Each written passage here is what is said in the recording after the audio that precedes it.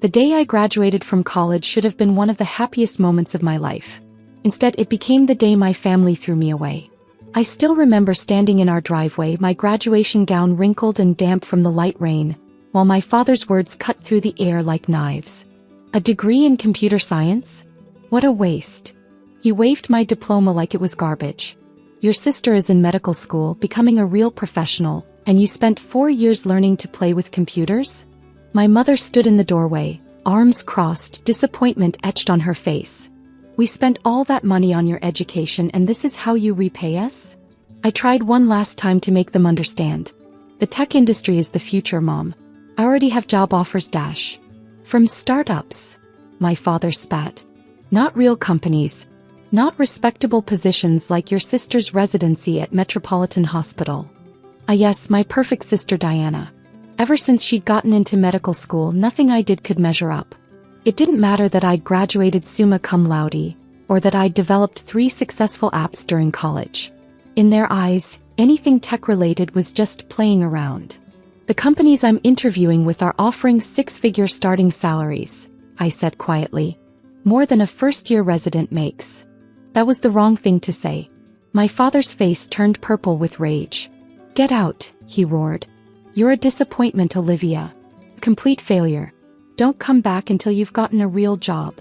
My mother didn't say a word as he slammed my suitcase onto the driveway.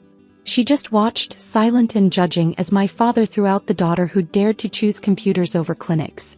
I picked up my suitcase, the weight of my laptop inside offering strange comfort. Goodbye then, I said, my voice steadier than I felt. I won't bother you with my failures anymore. That was 5 years ago. 5 years during which I didn't just survive, I thrived. While my parents were busy bragging about Diana's residency at every family gathering, I was building something they couldn't even comprehend. It started with a simple idea during a late-night coding session in my tiny studio apartment. I'd been freelancing, developing custom software solutions for small businesses, when I noticed a pattern. Every company needed similar tools, but the existing options were either too expensive or too complicated. So I created StreamFlow, a suite of business management tools that anyone could use, regardless of their tech expertise. It took months of 18-hour days surviving on ramen and coffee, but finally I had a working prototype.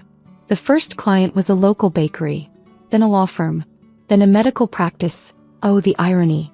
Within a year, StreamFlow had grown from a one-woman operation to a company with 50 employees. By year 3, we had offices in 3 cities and a client list that included Fortune 500 companies. I kept my name out of the press, operating through a holding company that obscured my identity. As far as the business world knew, StreamFlow was run by OS Industries, a deliberately vague corporate entity. I had my reasons for staying anonymous, and those reasons were about to walk through my office door. Miss Shaw. My assistant's voice came through the intercom. Your 2 p.m. interviews have arrived. Mr. and Mrs. Carter are here for the senior management positions. I smiled, remembering the resumes that had crossed my desk last week. My parents, both recently laid off from their long-term jobs, desperately seeking employment at one of the city's fastest-growing tech companies. They had no idea who owned it. Send them to the main conference room, I instructed. Tell them the CEO will be conducting their interviews personally. I stood up, smoothing down my designer suit, a far cry from the jeans and hoodies my parents had once mocked as unprofessional. Through the glass walls of my corner office, I could see the sprawling tech campus that housed StreamFlow's headquarters. Not bad for someone who just played with computers. Walking to the conference room, I caught sight of my reflection in the polished steel walls. At 31, I barely resembled the tearful graduate my parents had thrown out. Success had given me something money couldn't buy: confidence. I paused outside the conference room, watching through the one-way glass as my parents fidgeted nervously in their seats. My mother was clutching her designer handbag, a remnant of better days, while my father kept adjusting his tie. They looked older, more worn. The recent layoffs had clearly taken their toll. How long have they been waiting? I asked my assistant. 20 minutes, she replied with a slight smirk. She knew the story, knew why I was making them wait. Perfect. I checked my watch. And Diana? Any word from the hospital? Your sister is still planning to apply here next week. She's desperate after losing her position at Metropolitan. I nodded. Karma had a way of evening things out. Diana's prestigious hospital had shut down due to mismanagement, leaving dozens of doctors scrambling for new positions, including my perfect sister who was now eyeing a career change into medical software. Miss Shaw. My assistant's voice was tentative. Are you really going to hire them? I thought about that rainy graduation day, about the years of silence that followed, about all the family events I wasn't invited to because my career was too embarrassing to explain to relatives.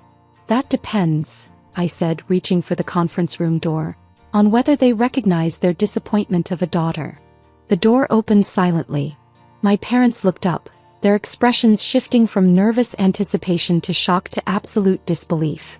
My mother's expensive handbag slipped from her fingers, hitting the floor with a thud that echoed in the sudden silence. "Hello, Mom, Dad," I said calmly, taking my seat at the head of the table. "I believe you're here to interview for positions at my little computer company?" My father's mouth opened and closed soundlessly. My mother had gone pale, her perfectly applied makeup unable to hide her shock. "Olivia," she finally whispered. This is your company?"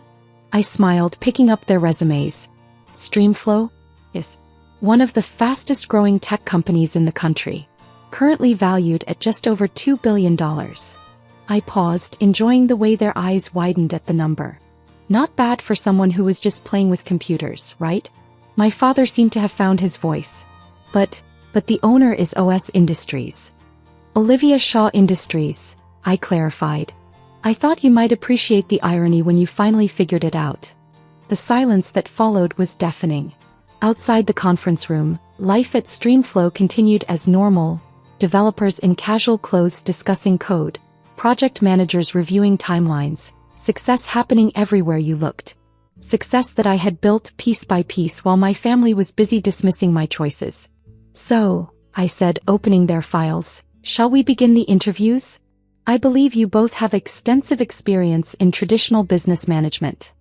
I glanced up, my expression neutral. Though I'm not sure how well that translates to a tech company. After all, we're not a real business, are we? My father recovered first, his shock transforming into that familiar authoritative tone I'd grown up with.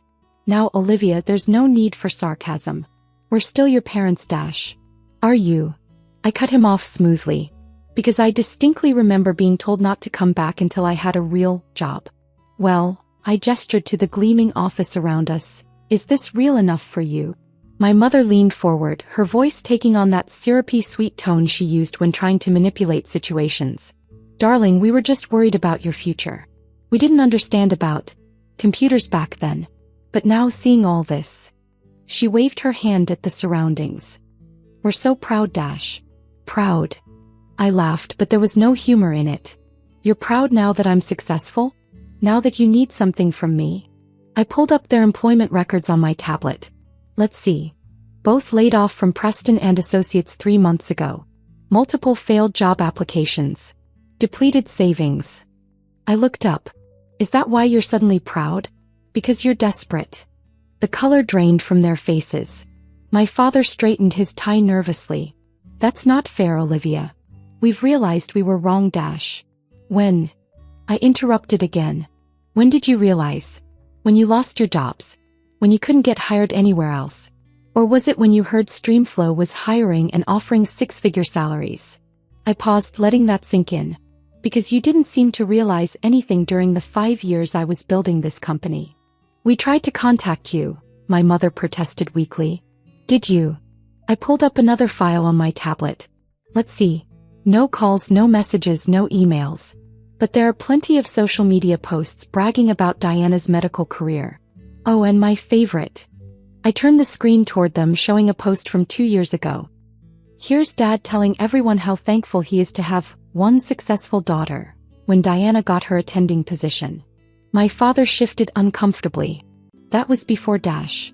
Before you knew I was worth billions?" I finished for him. "Before you realized that playing with computers could actually build something valuable?" Through the glass walls, I could see my employees watching with poorly concealed interest. The prodigal parents coming to beg for jobs from the daughter they'd thrown away. It would have been funny if it wasn't so sad. "What about Diana?" my mother asked suddenly. "She's applying here next week." Will you humiliate her too? I smiled. Diana will be interviewed like any other candidate. Though I'm curious, does she know her little sister owns the company she's desperate to work for? Their silence was answer enough. I thought not. I closed their files. Well, let's proceed with the actual interviews, shall we? Tell me, what relevant experience do you have for positions at a cutting-edge tech company? What followed was 30 minutes of painful attempts to reframe their traditional business experience as relevant to Streamflow. My father kept emphasizing his years of management experience, while my mother spoke about client relations, as if those skills alone qualified them for senior positions in a technology company. Let me be clear, I said finally, interrupting my father's rambling about his leadership style. Streamflow isn't a traditional company. We don't hire based on age or experience alone. Every employee, from junior developers to senior management, needs to understand our technology. But surely, my mother began, with our backgrounds dash. Can either of you code? I asked bluntly. Do you understand cloud architecture, agile development, AI integration?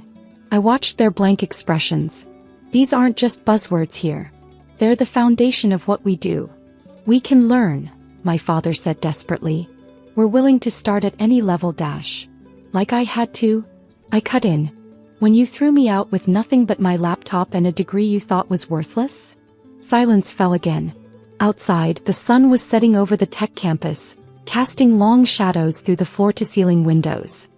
Here's what's going to happen, I said, standing up. There are entry-level positions available in our customer service department. Starting salary is $45,000 a year. You'll need to pass a basic technical assessment and complete our standard 6-month probationary period. Their faces fell. This wasn't what they'd hoped for when applying for senior management positions.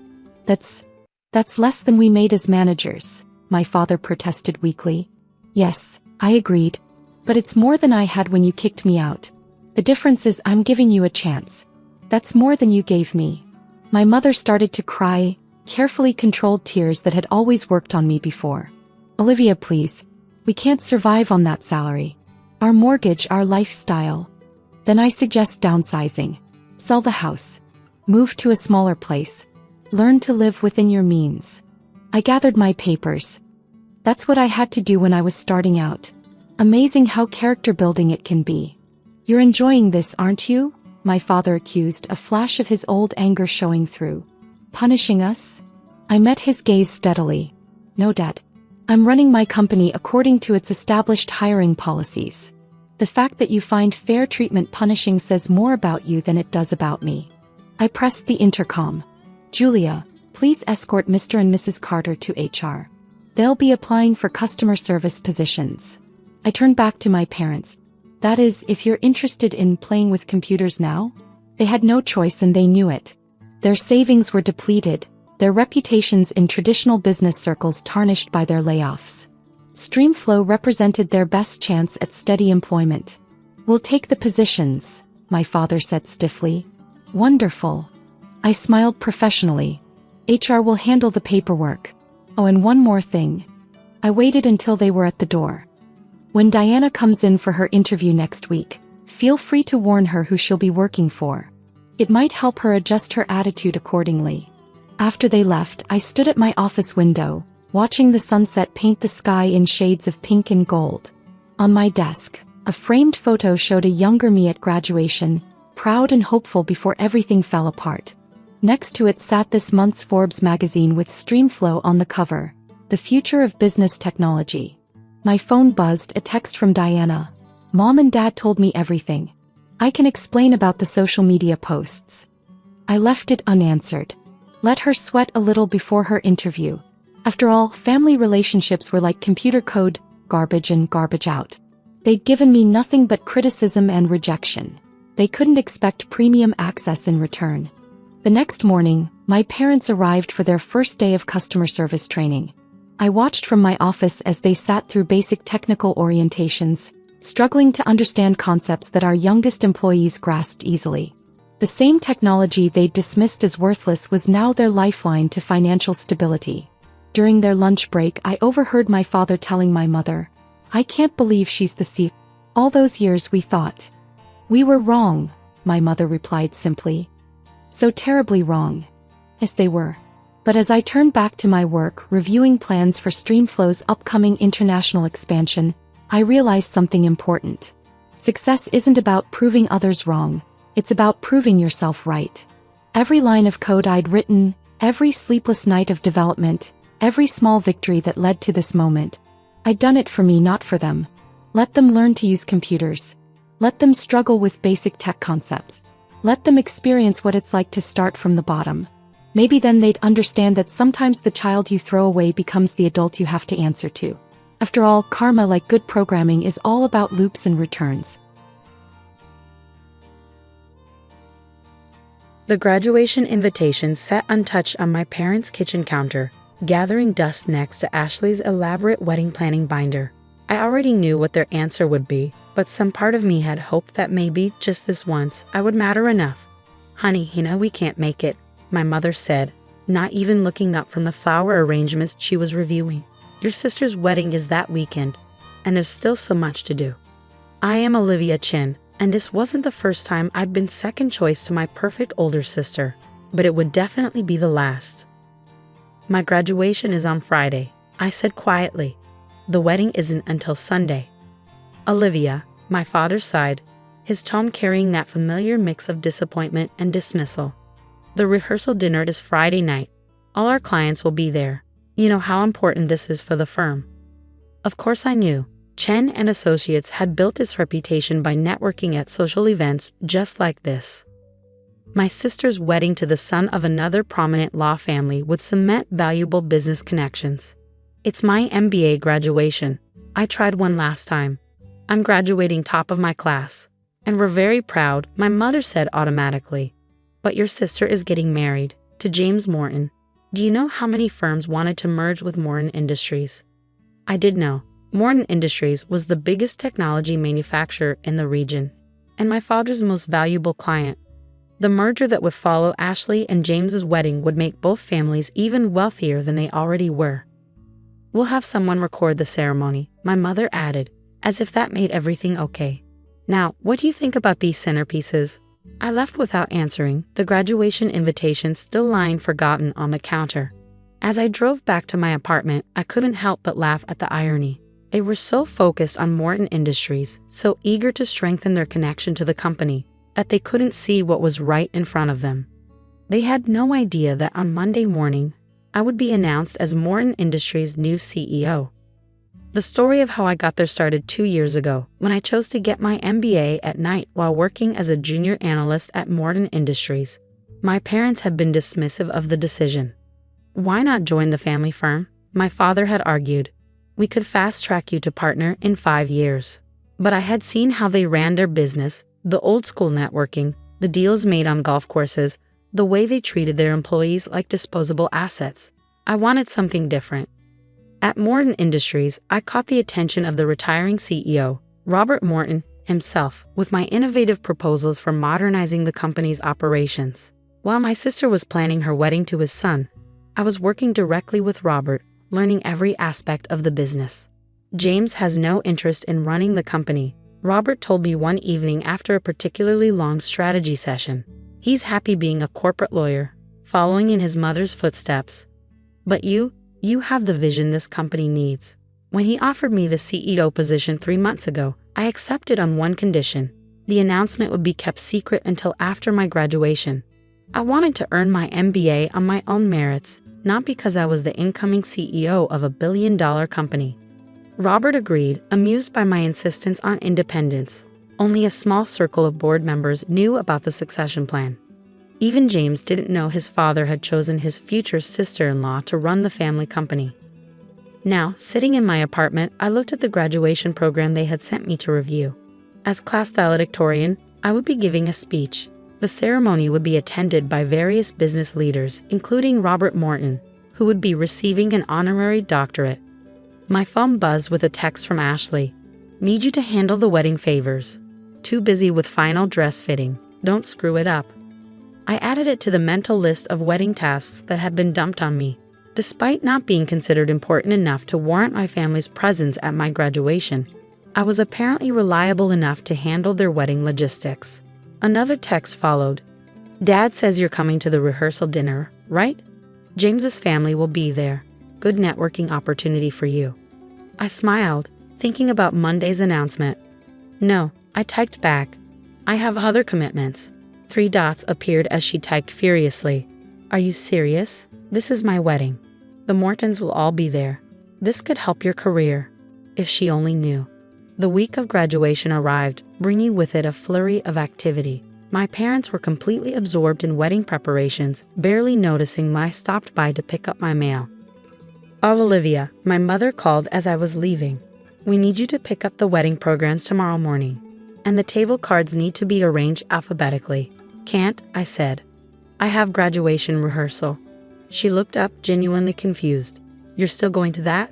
But we need you here. I'm valedictorian, Mom. I have to give a speech. Well, make it quick, she said, turning back to her wedding binder. The florist needs someone to supervise the delivery at 2. I didn't bother telling her that I wouldn't be available. Let them figure it out themselves.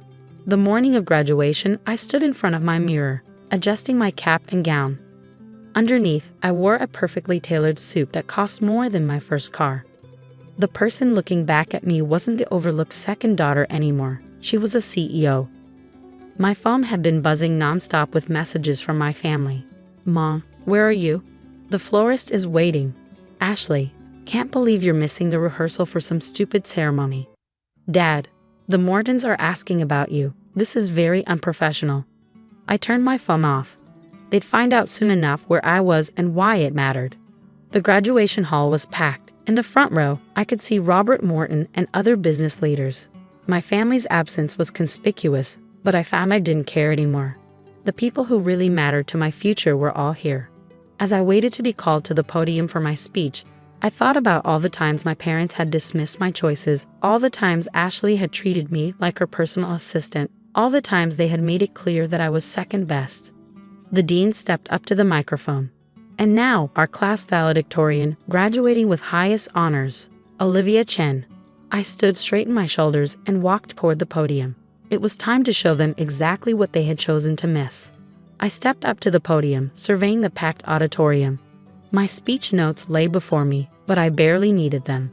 I'd been preparing for this moment for longer than anyone knew.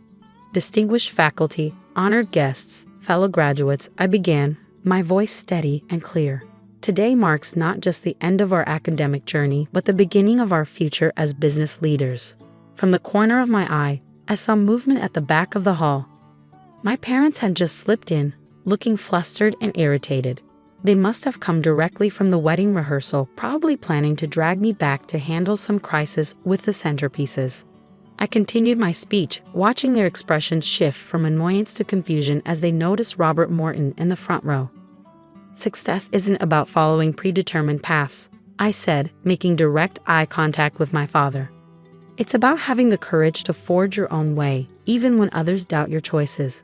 My mother was frantically texting, probably updating Ashley about my selfishness in attending my own graduation. If they only knew what was coming. I finished the speech to enthusiastic applause, but remained at the podium as the dean stepped forward again. And now, he announced, we have a special presentation.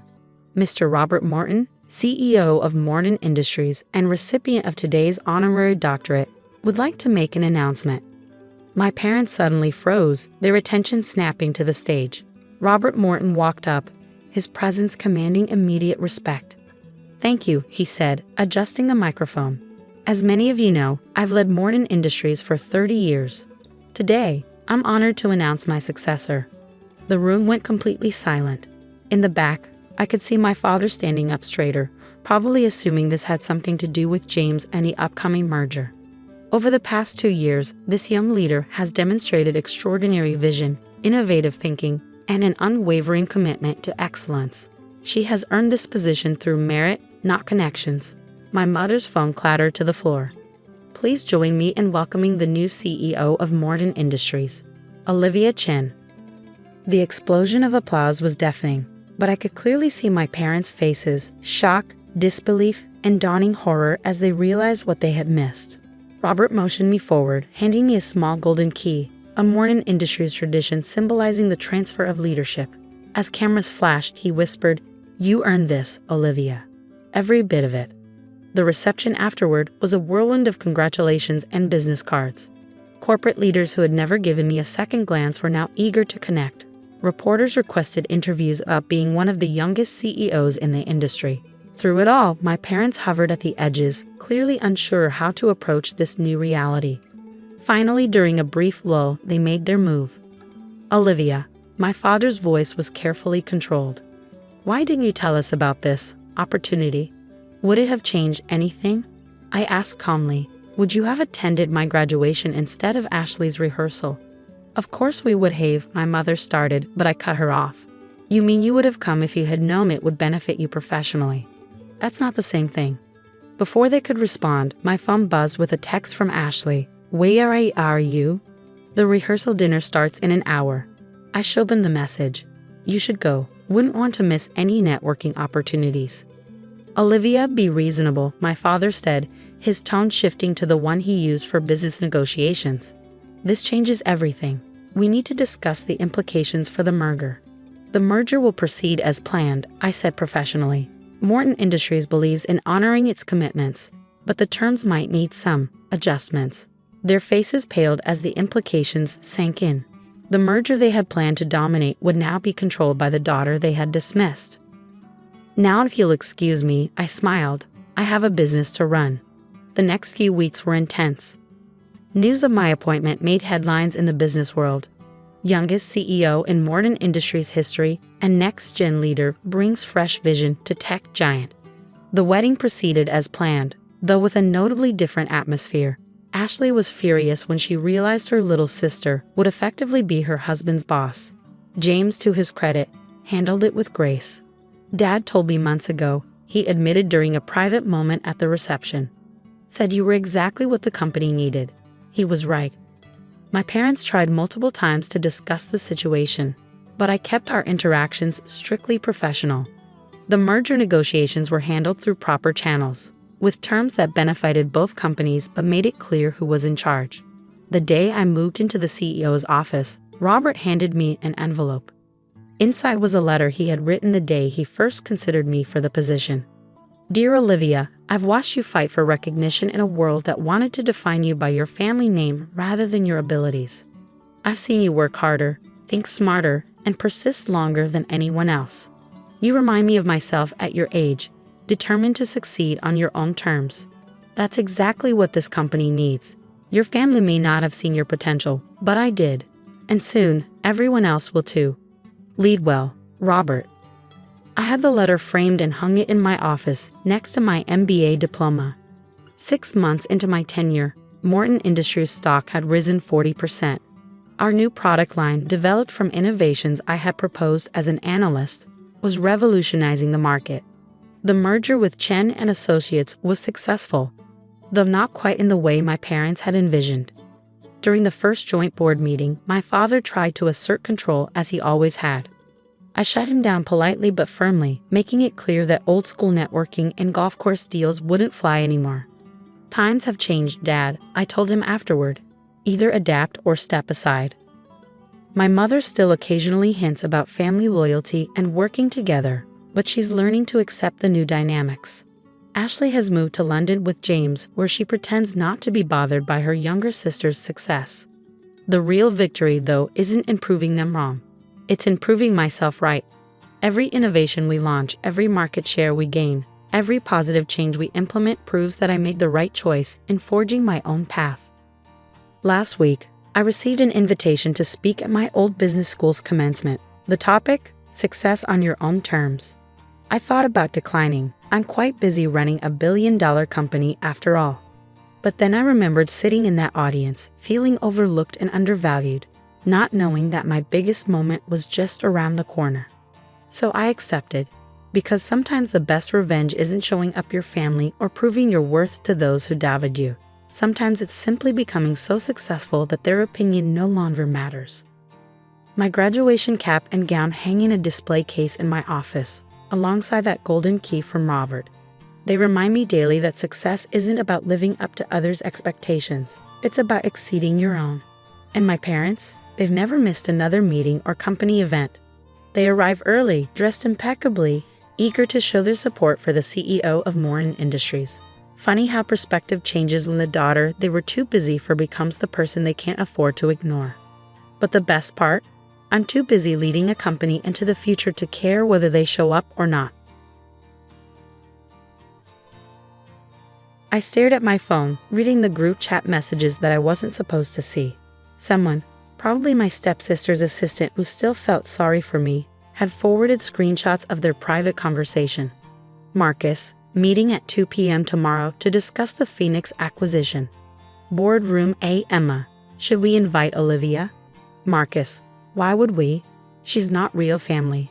Emma, true, she'd probably just embarrass us anyway. Remember that disaster with the Johnson contract? Marcus, lol, when she actually suggested we consider employee benefits. A mature. I set my phone down on my desk, my real desk in my private office on the top floor of the Phoenix Group's headquarters. Outside my window, Seattle's skyline glittered in the morning sun. But I barely noticed it. I was too busy thinking about how perfectly their exclusion played into my plans. For 3 years, I hidden my identity as the founder and CEO of Phoenix Group, one of the fastest-growing technology companies in the country. The business media called me reclusive, mysterious, brilliant. My step-siblings called me a failure who'd never amount to anything. If only they knew. The story really began 15 years ago, when my father married Catherine Walsh, a wealthy widow with 2 picture-perfect children. I was 17, still grieving my mother's death, when I suddenly gained a stepmother who saw me as an inconvenience and 2 step-siblings who treated me like an unwanted house guest. Marcus and Emma Walsh had everything. Trust funds, private school educations, guaranteed positions in their father's company, Walsh Technologies. I had a partial scholarship to State University and a determination to prove myself. You really should consider community college, Catherine had said during my senior year, her voice dripping with fake concern. Walsh Tech needs administrative assistance too, you know. But I had other plans, while my step-siblings partied their way through business school. I worked 3 jobs to put myself through computer science and engineering programs. While they posted photos from their European vacations, I was learning to code, developing the algorithms that would eventually become Phoenix Group's foundation. The disaster with the Johnson contract they'd mentioned? That was 5 years ago, when I was still trying to please them, still hoping to earn a real place in the family. I'd suggested that Walsh Tech's new software should include better benefits for their clients' employees, health tracking, wellness programs, career development tools. Marcus had laughed me out of the meeting. 2 months later, I founded Phoenix Group with exactly that focus, human-centered technology that helped businesses take better care of their employees. Within a year, we'd stolen the Johnson contract from Walsh Tech. Within 3 years, we'd become their biggest competitor. And now, after careful maneuvering and strategic acquisitions, I was about to become their owner. The takeover had been months in the making. Walsh Tech was vulnerable.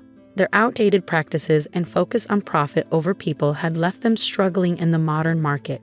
Their stock was dropping, their clients were leaving, and their board was desperate for a solution. Enter Phoenix Group with an offer they couldn't refuse. The only condition was that the negotiations had to be handled through intermediaries. I smiled, remembering how Emma had once swooned over a magazine article about the mysterious Alex Phoenix, calling him exactly the kind of powerful man this family needs to align with. Perfect. Make sure the conference room camera is working. I want to record their faces when they find out. After hanging up, I walked to my private bathroom to check my appearance. The woman in the mirror looked nothing like the awkward teenager who'd once tried so hard to fit into the Walsh family. My dark hair was perfectly styled, my suit was impeccably tailored, and my posture radiated confidence. The last piece of my disguise was a pair of designer glasses, not something I needed, but they changed my face just enough that someone who hadn't seen me in a few years might not immediately recognize me. Ms. Harrison. Sarah's voice came through the intercom. The Walsh siblings have arrived for their meeting. They're in boardroom A. And the camera. Live feed is running. Would you like to watch? I sat at my desk and opened the video feed on my laptop. Marcus and Emma sat at the long conference table, looking exactly as privileged and smug as I remembered. Marcus was showing Emma something on his phone, both of them laughing. I turned up the volume. Can you believe Olivia actually applied for a job here last month?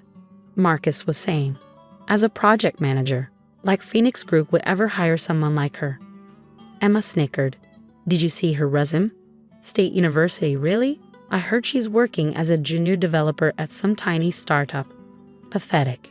Actually, I had applied for that job through a carefully constructed fake identity, complete with an altered photo. I'd known they'd see the application, known they'd laugh about it, known they'd never suspect that I wasn't seeking a job at Phoenix Group. I owned it.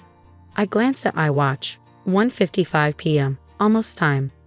Sarah, I said into the intercom, please inform the Walsh siblings that the meeting will begin slightly early. And Sarah, make sure you address me as Ms. Phoenix when you announce me. I stood straightening my jacket and gathering the folders I'd need. 15 years of being treated like an outsider, of being told I wasn't good enough, of watching them squander opportunities I would have treasured. It all came down to this moment. I thought about my father, about how proud he'd been when I wrote my first computer program. About how he'd always said success wasn't about who you knew or what advantages you had. It was about how hard you were willing to work. Ready when you are, Ms. Phoenix. Sarah's voice came through the intercom. I took one last look in the mirror, adjusted my glasses, and picked up my folders. Time to show my step-siblings exactly what not real family could accomplish. I walked toward boardroom A, my heels clicking purposefully on the marble floor. Through the glass walls, I could see Marcus and Emma still laughing, still secure in their privileged bubble, still unaware that their world was about to change dramatically. Sarah stood ready at the door, her face professionally neutral despite knowing what was about to happen. She'd been with me since the beginning, one of the few people who knew my true identity. Shall I announce you? She asked quietly. I nodded, thinking of all the times they'd excluded me, dismissed me, treated me as less than them. The memory of their laughter fueled my confidence. Sarah opened the door. Mr. and Ms. Walsh, allow me to introduce Alexandra Phoenix, CEO of Phoenix Group. I stepped into the room, watching as their expressions shifted from polite interest to confusion to dawning horror. Hello, Marcus. Emma. I smiled, channeling Catherine's elegant condescension. Shall we discuss the future of Walsh Technologies? The silence in boardroom A lasted exactly 12 seconds. I counted them, savoring each moment as Marcus and Emma's faces cycled through shock, disbelief, and finally fear. Olivia? Emma's voice cracked. This is some kind of joke. I set my folders on the table and took a seat at the head of the conference table, their father's old spot. No joke, Emma. Though I must say, your earlier comments about my job application were quite amusing. Marcus found his voice, though it trembled slightly. You can't be Alexandra Phoenix. The company records, the photos in the media. All carefully managed misdirection. I said, opening the first folder. Now shall we discuss the terms of the acquisition? I believe you're both familiar with the broad strokes. Phoenix Group purchases Walsh Technologies for $2.4 billion, retaining key assets while restructuring management. Wait, Emma interrupted, her designer bracelet clinking against the table as she leaned forward. You've been lying to everyone, pretending to be someone else.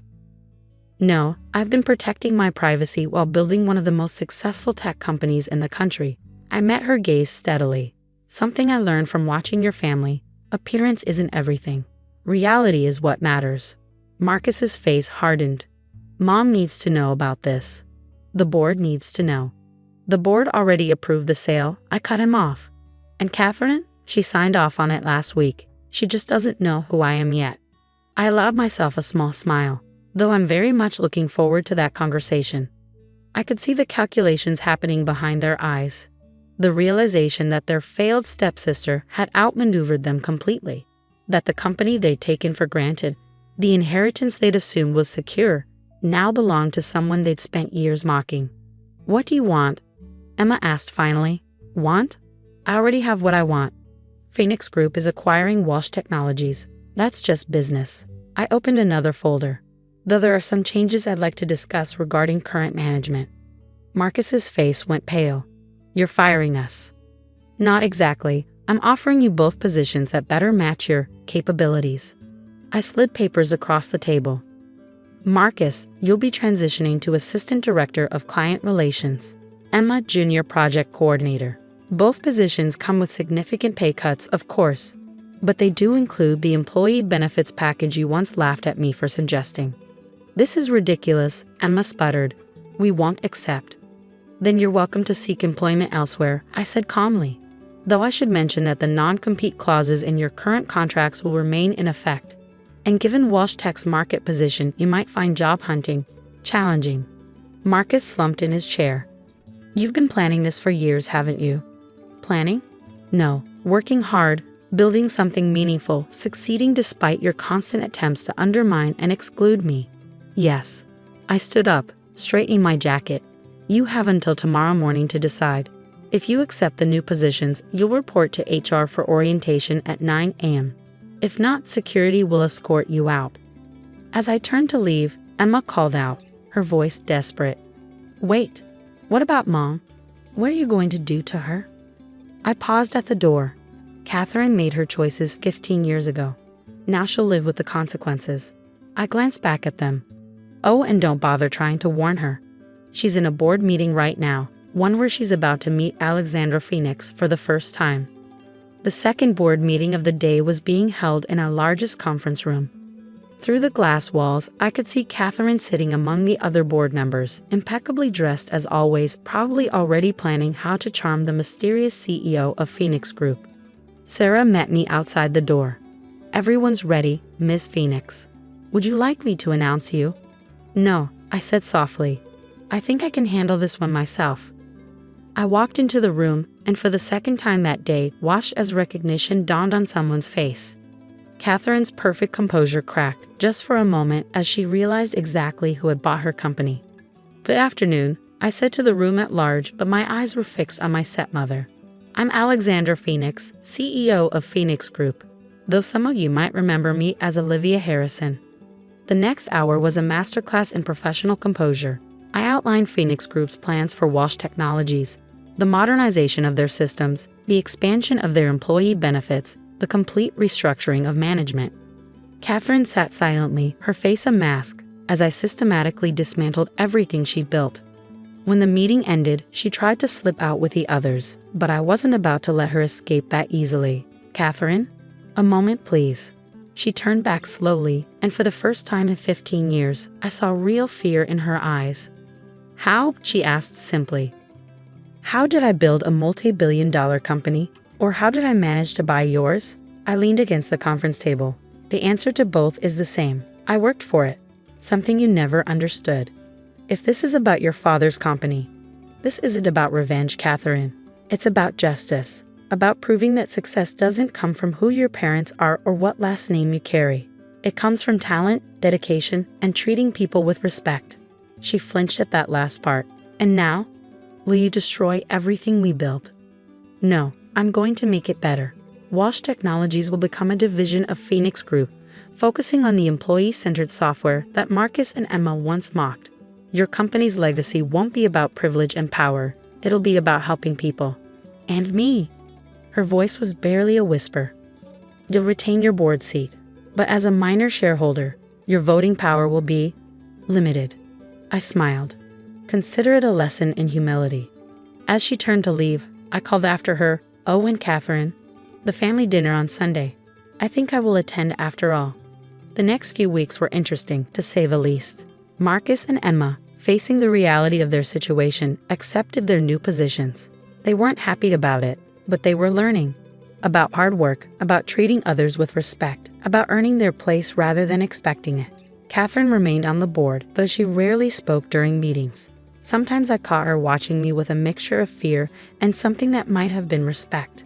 The media had a field day when my true identity was revealed. Stepdaughter's sweet revenge and Tech's mystery CEO unmasked dominated headlines for weeks. But that wasn't the story I cared about. The real story was in the changes we implemented at Wash Technologies. Employee satisfaction scores rose. Innovation flourished. The company that had once been a symbol of corporate privilege became a model of progressive workplace culture. 1 year after the acquisition, I sat in my office reviewing the latest performance reports. Wash Tech's profits were up 40%, largely due to the employee-centered software platforms I championed. Marcus had actually done well in his new role. Once he learned to listen to clients instead of talking down to them. Emma had discovered she had a talent for project management when she actually had to work at it. Sarah knocked on my door. "Miss Phoenix, your step-siblings are here for their quarterly review." I looked out my window at the Seattle skyline, thinking about how far we'd all come. "Send them in." Marcus and Emma entered, no longer wearing designer labels or arrogant smirks. A year of real work had changed them. "Please sit down," I said, gesturing to the chairs across from my desk. "Let's discuss your progress." As we reviewed their performance metrics and development goals, I thought about my father. About how he always said success wasn't about beating others, it was about becoming the best version of yourself. I hadn't bought Walsh Technologies for revenge. I'd bought it to prove a point, that true success comes from merit, not privilege. That the family who'd once excluded me would now work for me, learning the lessons I'd learned long ago. And maybe, just maybe, we'd all become better people in the process. The real victory wasn't in owning their company or making them work under me. It was in proving that the not real family member they dismissed had built something meaningful, something that made a difference in people's lives. That was worth more than revenge could ever be. The mahogany walls of my father's study seemed to close in as he signed the final document with a flourish. The scratching of his Mont Blanc pen against paper felt like nails on a chalkboard. "There," he said, sliding the trust fund transfer papers across his desk. "It's done. All $2 million will go to Jennifer instead. My name is Emma Chin, and at 28, I was being written off by my family for the last time." My sister Jennifer stood by the window, trying to hide her triumphant smile as she watched our father disinherit me. "Emma," my mother sighed from her perch on the leather armchair, "if you just gone to law school like your sister, if you just applied yourself." "I did apply myself," I said quietly, watching my father's expression darken. "Just not to what you wanted. Playing with computers in your apartment isn't applying yourself," he snapped, standing up to tower over his desk. "Your sister made partner at Thompson & Mitchell at 32. Meanwhile, you're what? Coding websites for small businesses, living in that tiny apartment in the city." I could have told them then.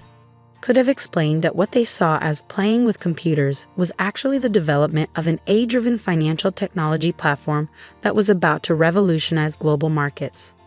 Could have mentioned the Series B funding meeting I had next week with venture capitalists who'd already valued my company at $300 million. But I didn't. I learned long ago that my family only saw what they wanted to see. "You're right," I said instead, standing up. "I'm clearly a disappointment. Jennifer deserves the money more than I do." Jennifer shifted uncomfortably by the window. For a moment, I caught a glimpse of the sister I used to know, the one who'd shared ice cream with me after bad days at school, who'd helped me with my math homework before our parents' expectations had driven a wedge between us. "Emma," she started, but I held up a hand. "It's fine, Jen, really. Congratulations on making partner. You've earned this." As I walked toward the door, my mother called after me. "Will you at least join us for dinner? Your father's reserved a table at Le Bernardin to celebrate Jennifer's promotion." I turned back one last time, taking in the scene. My father's disapproving frown, my mother's practiced worry, Jennifer's mix of triumph and guilt. The study walls were lined with law degrees and Bar Association awards. Not a single photo of me or my accomplishments in sight. "I have a meeting," I said, "but enjoy dinner." The drive back to the city gave me time to think. The trust fund had never been about the money. I had more than enough of my own now. It was about what it represented. My parents had set up identical trusts for Jennifer and me when we were born, meant to be released on our 33rd birthdays. But a clause allowed them to redirect the funds if they felt one of us was failing to live up to the family standards. My phone buzzed with a text from Maya, my CTO. "VCs moved the meeting up to tomorrow. You ready?" I smiled, thinking about the presentation we prepared. "More than ready," I typed back. Time to change the game. When I reached my apartment, the tiny space my father had sneered at, I kicked off my heels and walked straight to my home office. The wall-mounted screens displayed real-time data from our AI system's latest test run. Numbers scrolled past, each one representing another successful prediction, another validation of what we built. The playing with computers my father dismissed had led to the creation of aita, adaptive trading heuristics, and enhanced neural analytics. An AI system that could predict market movements with unprecedented accuracy, processing millions of data points to identify patterns human traders could never spot. My phone buzzed again. This time it was Jennifer. "I'm sorry about Dad," her text read. "You know how he gets. The trust fund doesn't matter anyway, right? You're doing fine with your computer stuff." I stared at the message, noting how even Jennifer's attempt at kindness came with a subtle dismissal of my work. "Thanks, Jen," I replied. "Enjoy dinner." Turning back to my screens, I pulled up the pitch deck for tomorrow's VC meeting. The numbers were staggering. Our beta testing had shown aita outperforming traditional trading algorithms by 312%. Major banks were already quietly reaching out, hoping to get early access to the technology. A soft chime announced an incoming video call from Maya. Her face appeared on one of the screens, her usual energy somewhat subdued. "Hey," she said, "how'd it go with the family?" "About as well as expected," I replied, running a hand through my hair. "Dad signed over my trust fund to Jennifer. They're celebrating at a Bernardin right now." Maya shook her head. "Their loss. You ready to show those VCs tomorrow what real success looks like?" I pulled up another screen showing ATHENA's latest test results. "Actually, I've been thinking, what if we don't take the VC money?" Maya's eyes widened. "What? Emma, we're talking about a $50 million investment at a $300 million valuation. That's..." Small thinking, I interrupted. "Look at these numbers, Maya. We don't need VC funding. We could go public within a year, maintain complete control," and I smiled, thinking about my father's face at the IPO ceremony. "Really show them what playing with computers can accomplish." Maya was quiet for a moment, processing. Then a slow grin spread across her face. "You want to build an empire?" "I want to build something that even my father can't dismiss," I corrected. "Something that changes the way the entire financial world operates." "Your father's a corporate lawyer," Maya pointed out. "Wouldn't he have heard about ATHENA if it's as revolutionary as we think?" I laughed. "Maya, my father still uses a BlackBerry and thinks coding is something you learn at a community college. He hasn't heard about ATHENA because he's never bothered to ask what I actually do." "His loss," Maya said firmly. "So what's the play? Cancel the VC meeting?" I shook my head, an idea forming. "No, we use it.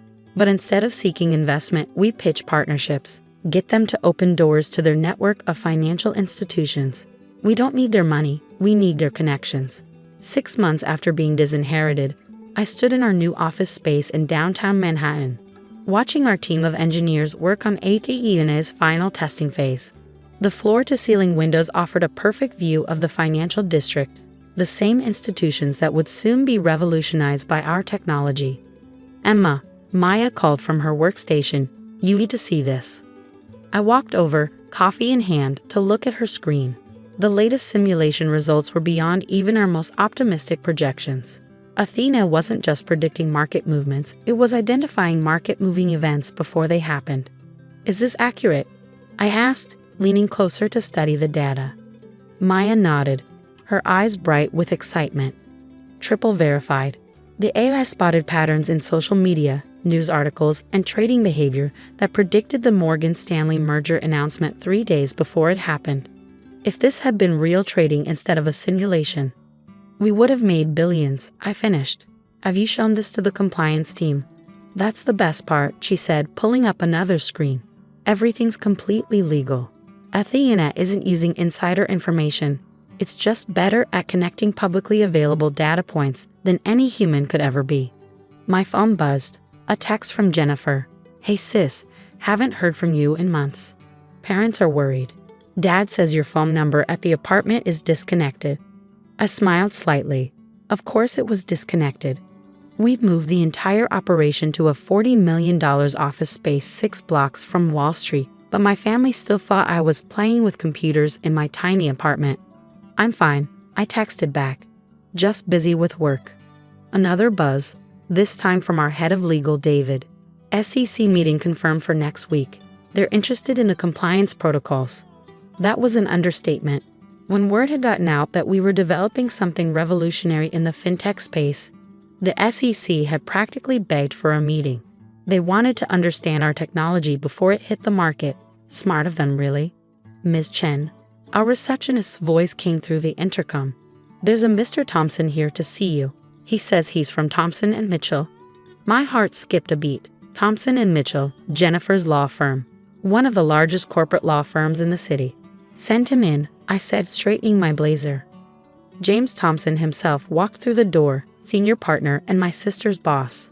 He looked exactly like the kind of lawyer my father admired. Silver-haired, perfectly tailored suit, exuding old money confidence. Ms. Chen, he said, extending his hand. Thank you for seeing me without an appointment. I hope to forgive the intrusion. But when we heard rumors about what you're developing here. You heard rumors? I asked, gesturing for him to sit. From whom? He smiled diplomatically. Let's just say certain financial institutions are very interested in your technology. They're our clients and they asked us to explore potential relationships. Does my sister know you're here? His smile faltered slightly. Jennifer? No, this meeting is strictly confidential. Though I must admit, I was surprised to learn you were her sister. She's never mentioned that she has a sister who plays with computers. I finished for him. I imagine she hasn't mentioned me much at all. Maya appeared in the doorway, tablet in hand. Emma, sorry to interrupt, but the Goldman Sachs team is here for their demo. Thompson's eyebrows shot up at the mention of Goldman Sachs. I could almost see him recalculating my worth in his head. Mr. Thompson, I said, standing, I apologize, but I have another meeting. If you'd like to discuss potential relationships, you can contact our legal team to schedule something. Of course, he said, rising quickly. But Ms. Chen, whatever Goldman is offering, we can match it. Thompson and Mitchell represents half the major financial institutions in the city. I walked into the door, feeling a strange satisfaction. It's not about the money, Mr. Thompson. It's about changing the game entirely. I'm sure you understand. After he left, Maya gave me a knowing look. You enjoyed that, didn't you? Maybe a little, I admitted. How long until he tells Jennifer about our little operation here? Given that your sister's firm represents billions in financial interests, I'd say about 5 minutes. Sure enough, my phone buzzed again. Emma, why didn't you tell me? Jim Thompson just came back from your office looking like he'd seen a ghost. What exactly are you working on? I put my phone away without responding. There would be time for family revelations later. Right now, we had a demonstration to prepare for. The Goldman Sachs team was already waiting in our conference room. 5 executives in expensive suits, trying not to look too eager. Their presence here was a coup. Getting Goldman as an early partner would open every door in the financial world. Ladies and gentlemen, I began, standing at the head of the table. What you're about to see will fundamentally change how the markets operate. But first, I need you all to sign these NDAs. The morning of our IPO, I stood in front of my mirror adjusting my suit. Chanel, not that my parents would recognize the difference. The Wall Street Journal sat on my desk, our company's impending public offering splashed across the front page. Aita and AI set to launch biggest tech IPO of the year. Expected valuation, $800 million. My phone had been buzzing nonstop for days. First Jennifer, then my mother. Finally, even my father had tried to reach out. I'd let their messages pile up unanswered. They'd all be at the ceremony today anyway. The invitations had gone out weeks ago. Ready for this? Maya asked, appearing in my office doorway. She traded her usual tech company casual wear for a sharp business suit. Born ready, I replied, picking up my presentation folder. How's ATA performing this morning? Like a dream. The latest analysis shows her predicting market movements with 99.7% accuracy. The trading floor is buzzing. Everyone knows this is going to change everything. We made our way to the stock exchange where crowds had already gathered. Financial reporters lined the entrance, cameras flashing as we approached. I caught snippets of their commentary. Youngest female CEO to take a company public. Revolutionary AI trading technology. Already has contracts with major financial institutions. Inside, the exchange was electric with anticipation. Our team had gathered near the podium, along with representatives from every major bank and financial institution in the city. And there, in the front row, sat my family. My father's face was a study in conflicting emotions, pride warring with regret, confusion battling with awe. My mother kept dabbing at her eyes with a handkerchief. And Jennifer? Jennifer just stared at me like she was seeing her sister for the first time. Emma, my father stepped forward as I approached the podium. We had no idea. No, I said calmly, you didn't, because you never asked. Before he could respond, the exchange president called me to the stage. It was time to start the ceremony. Ladies and gentlemen, I began, my voice carrying across the suddenly quiet trading floor. 3 years ago, I started coding aita in a tiny apartment. People called it playing with computers. They said I was wasting my potential. They couldn't see that I was building the future. My eyes met my father's as I continued. Today, aita processes more financial data in a second than all of Wall Street could analyze in a month. She predicts market movements with near-perfect accuracy, all while operating within strict ethical and legal guidelines. But more importantly, she represents what's possible when you believe in your vision, even when no one else does. The ceremony proceeded according to tradition: speeches, handshakes, the ringing of the bell. But the real moment came when our stock price appeared on the big board. The room erupted in cheers as the numbers soared past our projected opening. By lunch, my personal stake in the company was worth over $300 million, more than 100 times the trust fund my father had signed away. After the ceremony, my family approached hesitantly. Jennifer spoke first. Emma, I'm so sorry, she said, her lawyer's composure cracking. All this time, when you tried to tell us about your work. Save it, I said, but not unkindly. You all saw what you wanted to see. My father cleared his throat. Princess, about the trust fund. Keep it, I interrupted. Jennifer earned it, just like I earned this. Sometimes the best thing someone can do for you is believe you'll fail. It makes success that much sweeter. But we're family, my mother protested. We should have supported you. I looked around at my real family, Maya and our team, the people who believed in the vision when it was just lines of code in a tiny apartment. You're right, we are family, I said. Which is why you're all invited to dinner tonight. I've reserved the private room at Le Bernardin. I hear it's a good place to celebrate success. My father's face reddened at the reference to that dinner 6 months ago, but he managed a small smile. We'd be honored. Later that evening, as my family marveled at our company's technology and success over expensive wine, I thought about the long road that had led here. The nights coding while they thought I was wasting time. The meetings they dismissed as playing with computers. The victory they tried to give to someone else. My phone buzzed. A message from Maya. Stock closed at double our projected value. You're officially a billionaire. I smiled, watching my father try to explain to his country club friends how his disappointing daughter had built an empire right under his nose. Success, I'd learned, wasn't about proving them wrong. It was about proving myself right. Emma, Jennifer said, pulling me aside. I need to tell you something. After Jim Thompson came back from your office that day, I looked up everything I could find about aita. I started buying stock in every company that showed interest in your technology. I believed in you, even if I didn't show it. I raised an eyebrow. Did you make money? She grinned. Enough to pay back that trust fund 10 times over. Good, I said, because I'm going to need a lawyer I can trust for our next expansion phase. Someone who understands both technology and family. Her eyes widened. Are you offering me a job? I'm offering you a chance to be part of something bigger than both of us. What do you say, sis? Ready to play with computers? The next morning, as I walked into our office building, now officially the aita Tower, I passed a young intern working on code in the lobby during her break. She reminded me of myself, back when everyone thought I was wasting time with computers. Keep at it, I told her. Sometimes the biggest success stories start in the smallest apartments. She looked up, recognition dawning in her eyes. Ms. Chen, I read about how you built aita. My parents think I'm crazy for choosing programming over law school. But you have a vision. I finished for her. Hold on to that. And remember, the people who underestimate you today will be reading about you tomorrow. As I rode the elevator to my office, I thought about legacy. Not the kind my father had tried to force on me, but the kind you build yourself, one line of code at a time. Athena wasn't just changing the financial world, she was proving that success doesn't always look like people expect it to. And sometimes, the best inheritance isn't the one you're given, it's the one you create for yourself.